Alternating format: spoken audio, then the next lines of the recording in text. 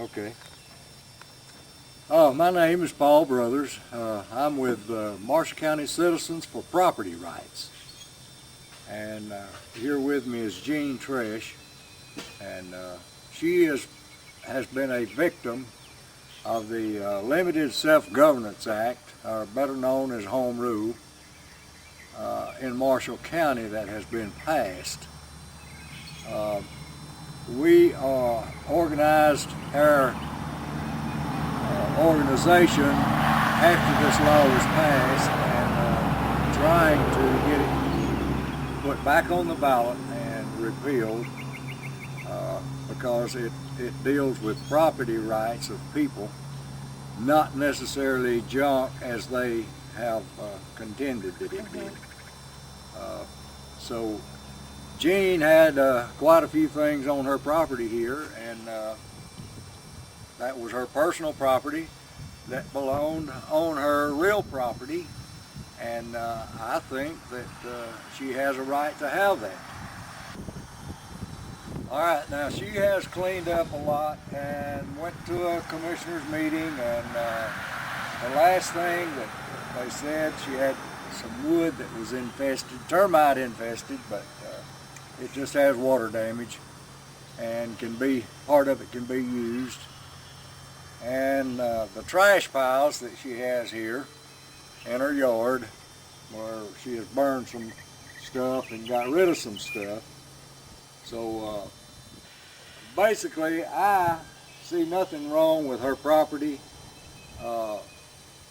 She is on a fixed income, and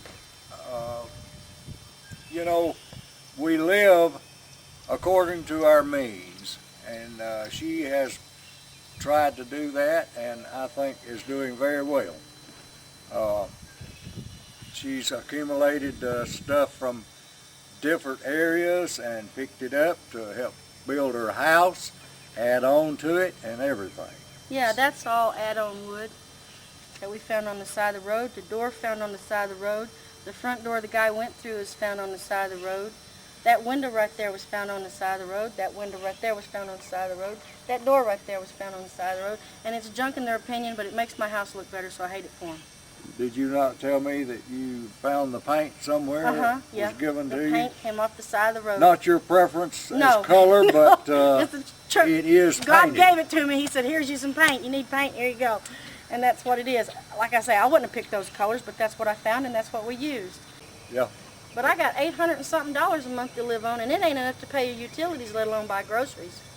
It really ain't. And your husband is a retired? He's a veteran from the Korean War. He's already had cancer. He has diabetes really bad. He could die without warning. So you had people complain on you? Yeah.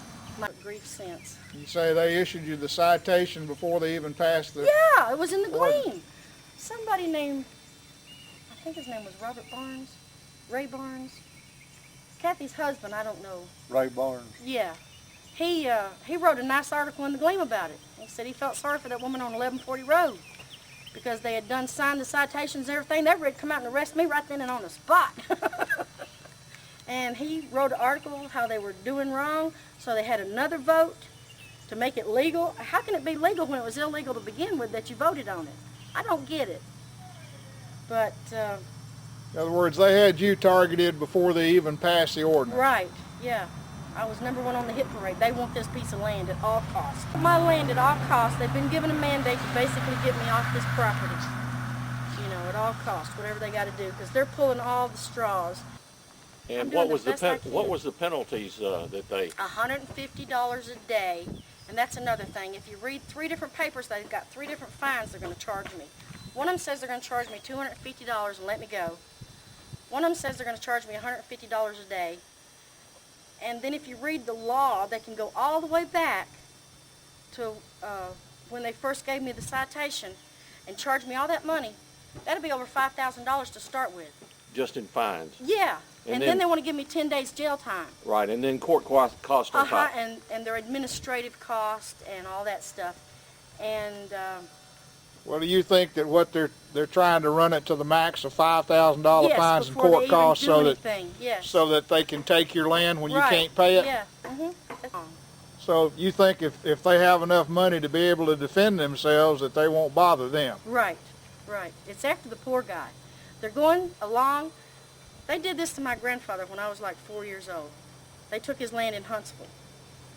They just come in, they say, you're poor, you have no money for a lawyer, slam, we're taking your land. And we had to go. I remember the wrecking ball coming and destroying my grandfather's house. And he was crying and said, you'll destroy me before you take my house. But they took his house. I'm sorry.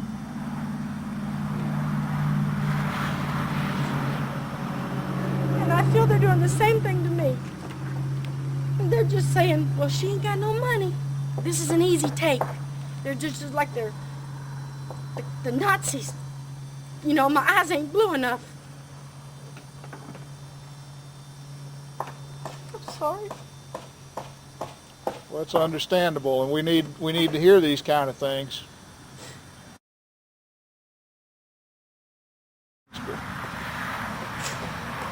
I'm sorry. I'm doing the best I can, and if it's not good enough, Everyone's got to live somewhere, don't they? That's another thing. Riley just got an award for supposedly helping the homeless get out from under the bridge. Well, then why are you trying to take my humble home and put me there? Because that's the only place I got left is under the bridge if they take this from me.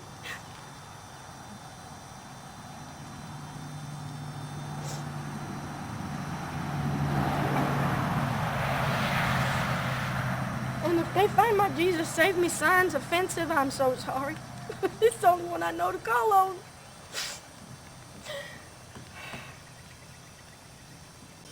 That's the termite infested lumber, but all it is rotting on the bottom where it was in water damaged. And they've declared that to be junk because the inspector has declared it to be termite infested, correct? Right.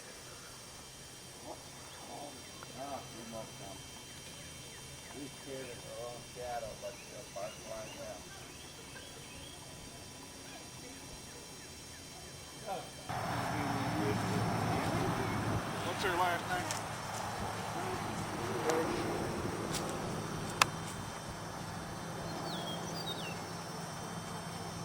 Tresch. Mind if I get a picture of you?